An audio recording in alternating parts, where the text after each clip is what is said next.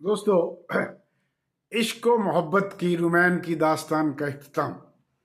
Holland के साबिक वज़ीर आज़म ने अपनी अहलिया के साथ दोनों हाथ में हाथ डालकर खुदकुशी कर ली। साबिक वज़ीर आज़म की उम्र 93 ईयर्स है, जबकि उनकी अहलिया भी 90 ईयर्स से अबव थी। 1955 में उनका रोमांस शुरू हुआ, इश्क शुरू हुआ और 2024 में ख़त्म हुआ। दोनों ने हाथों में हाथ डालकर डॉक्टर की मौजूदगी में एक ऐसी दवाई पी जिससे उन्हें बगैर तकलीफ के मौत मिल गई और वो इस दुनिया से चले गए। दोनों लाइलाज बीमारी में मुब्तला थे। दोनों का इश्क, दोनों की मोहब्बत 2024 में इख्तिताम हुई। कैसा है?